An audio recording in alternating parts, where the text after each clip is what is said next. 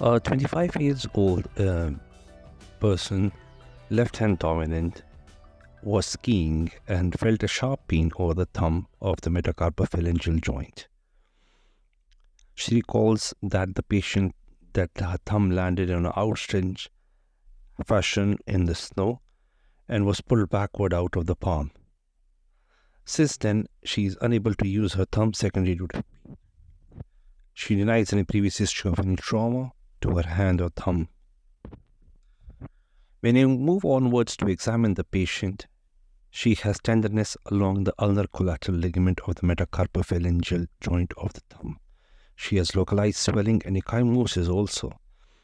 Stress testing without lidocaine at the ulnar collateral ligament at both full extension and flexion result in 35-degree laxity without an open end and greater than 15-degree difference from the non-injured contralateral side. No crepitus or joint motion can be detected on physical examination. A Robert view, AP view, and a lateral view were obtained, and no fracture was seen in the thumb. Lateral X-ray revealed some volar subluxation of metacarpophalangeal joint. Stress testing under fluoroscopy guidance reveals abduction of the metacarpophalangeal joint without an endpoint.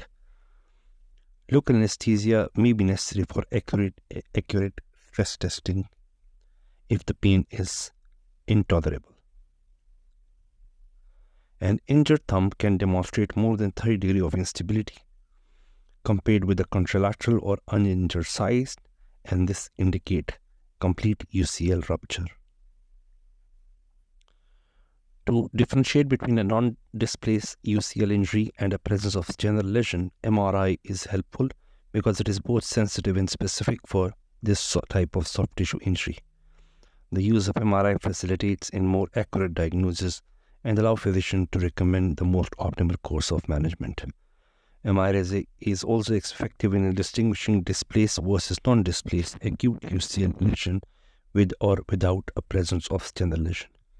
This information is quite crucial in determining treatment. There is still some argument which states that the UCL tear of grade 3, yet no general lesions, one can continue and proceed with non-operative management. The differential diagnosis is any patient would be with a thumb injury would be radial collateral ligament injury, ulnar collateral ligament injury, fracture of the metacarpophalangeal joint, dorsal capsule avulsion, superficial radial nerve neuropraxia, CMC arthritis, dislocated MP joint, volar plate injuries, and capsular disruptions. The UCL injury is mostly overlooked after traumatic fall. The injury of the collateral ligaments and subsequent dislocation can initially appear on normal X-rays. The patient usually describes a mechanism that consists of sudden valgus force applied to the MP joint of the thumb. The mechanism may cause disruption of UCL, and if the joint is left unstable and untreated, a skier thumb leads to early degenerative changes of the first MP joint. The incidence of UCL injury is 30 to 80% of all upper extremity injuries. It's one of the most common extremity injury in snow skiing. The most common site of UCL disruption is at origin or incision. However, mid-substance or proximal tear are also possible. It should be not seen in isolation. You should be aware that avulsion, fracture, dorsal capsular tear of the MP joint, and volar plate injuries are also associated with it. Stenner described an interposition of UCL caught and retracted between the bone and adductor aponeurosis. When the UCL ruptures, a tender, palpable prominence may be noted on the ulnar aspect of MCP.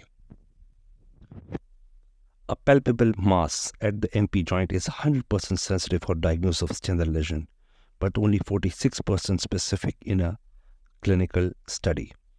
Determining if a soft or firm endpoint is present is quite essential in diagnosis and grading of UCL tear. This part of the examination should be done along with stress radiograph and an MRI if necessary to have most accurate and specific diagnosis. A non-operative approach in the treatment grade 1 and 2 UCL injuries has been shown to be quite effective. Although pain and swelling may persist for several months, proper protection will allow the ligament to heal and restore its function.